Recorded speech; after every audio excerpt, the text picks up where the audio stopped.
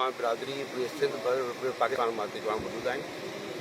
अगरि असांखे इंसाफ़ न मिलियो त असां उड़ल थींदासीं, असां एहतिजाज जो दाइरो वठींदासीं। हीअ शाइरा आहे उहो बंदि कंदासीं।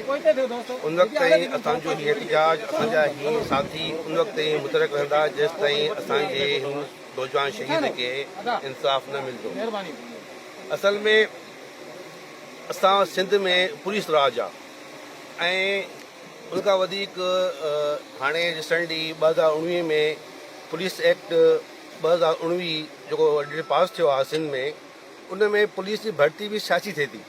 जेसि ताईं मतिलबु की CM जी मर्ज़ी आहे, उतां जी जेका आहिनि MP MLAs आहिनि, पीस पार्टी जी मर्ज़ी आहे, पंहिंजा SP रखा आहिनि, पंहिंजा DIG रखा आहिनि।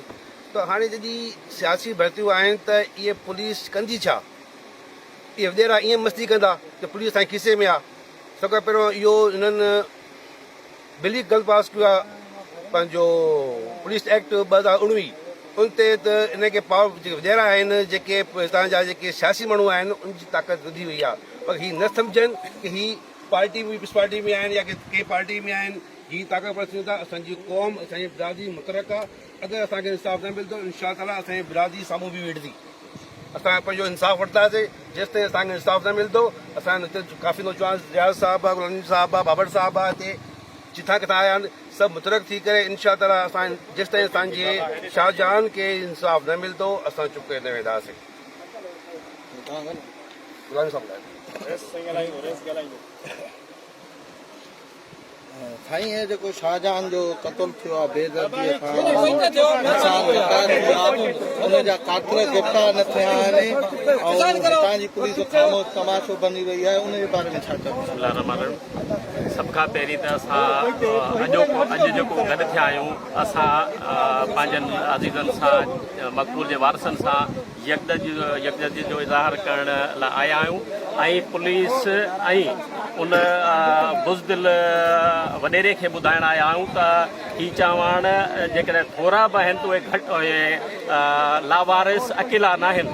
हिननि सां पूरे पाक सिंध ऐं पूरे पाकिस्तान जी चौहान बिरादरी गॾु आहे। अॼु तव्हां ॾिठो त हर ज़िले मां नोटेबल पर्सन्स आया आहिनि ऐं उनखां सवाइ सरदार मीर मुनवर ख़ान पहुतो आहे। असां पहुता आहियूं पंजाब मां गुलाम यासीन चौहान पहुतो आहे। असां कॾहिं बि इहो कोन छॾींदासीं तव्हांखे तव्हां असांजो खून खाए वञो। ईअं तव्हां उन्हनि जी तज़लील कई आहे, उनखे लावारस सम्झी तव्हां उनखे उछलायो आहे, फिटी कयो आहे, तज़लील करे उनखे मारियो आहे। तव्हां छा पुलिस मां नाला कढाए तव्हां घुमंदो? असां कॾहिं बि तव्हांखे घुमणु कोन ॾींदासीं। असां पुलिस खे वार्निंग ॾियण आहियूं। असां त अॼु आया हुआसीं धरणो हणणु। असां इहो सोचे आया हुआसीं त असांखे किथे धरणे ते रोड ते विहारींदा, पर जेकॾहिं हीअ हिते ओठ में वठी आया आहिनि त तॾहिं बि असां इहा अॼु पैगाम ॾियणु चाहियूं था त जेकॾहिं असांजे शाहजहान जो खून ईअं पुलिस लोढ़ियो त पुलिस जो बि ख़ैरु न हूंदो। असां हर दर ते वेंदासीं, कोर्टुनि में वेंदासीं, असां रोडनि ते विहंदासीं। असां कॾहिं बि हिते सिंध खे जाम कंदासीं इनशाला। असां कॾहिं बि इन जो खून रायगान करणु न ॾींदासीं। महिरबानी। गुलाम यासीन साहब पंजाब का LTI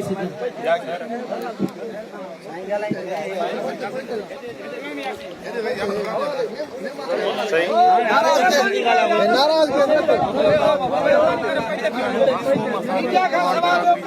नौजवान मारियो वियो आहे ऐं इन जे लाइ असां अॼु बिरादरी जो पुट कोठायो आहे, जंहिंमें तव्हां बि हिते बीठा आहियो ऐं तक़रीबन डिस्ट्रिक्ट सिंध जे तमामु ज़िलनि खां हिते मोतबर ॻोठनि जा चङा मुड़ुस हिते पहुता आहिनि।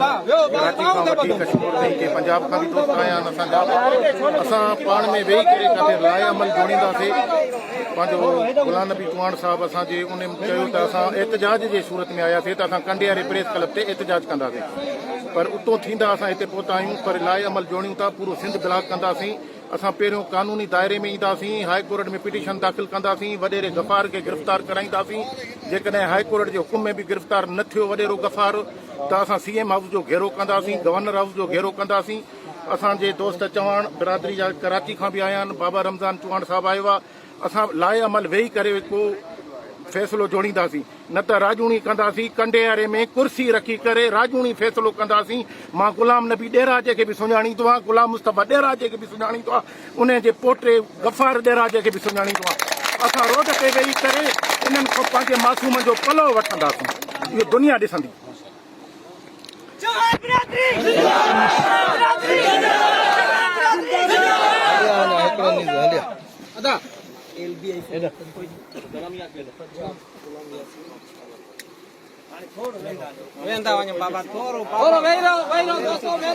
वरी जेको बेगुनाह बेदर्दी सां शाहजहान जो क़त्ल थियो उन जे बारे में छा चवंदा?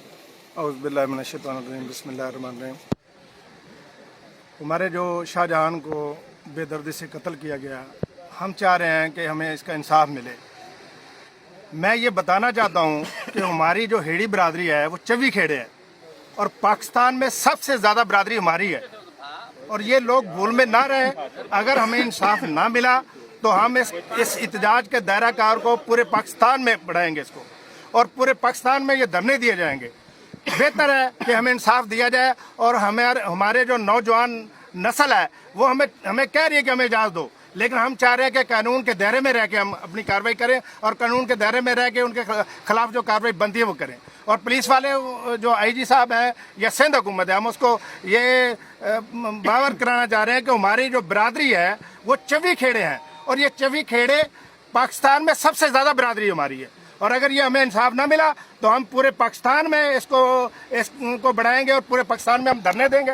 हम पूरे पाकिस्तान में ये नहीं कि सिंध के असम्बली हाल के सामने धरना होगा, हम पंजाब में भी देंगे, हम वफाक में भी देंगे। और ये इस भूल में ना रहें, हमें इंसाफ चाहिए, हमें इंसाफ देना चाहिए। और हमारे साथ ज्यादती जो हुई है, हमारे बच्चे के साथ जो नजायज़ कत्ल किया गया, उस वडेरे गुफार को फौरी गिरफ्तार किया जाए। जो FIR नामालूम उन्होंने काटी है वो FIR हम नहीं मानते, वो नामजद किया जाए। जब मालूम है कि वो वडेरा लेके गया, उसने कत्ल कराया, तो फिर ये नामालूम FIR नहीं चाहिए हमें नामजद FIR चाहिए।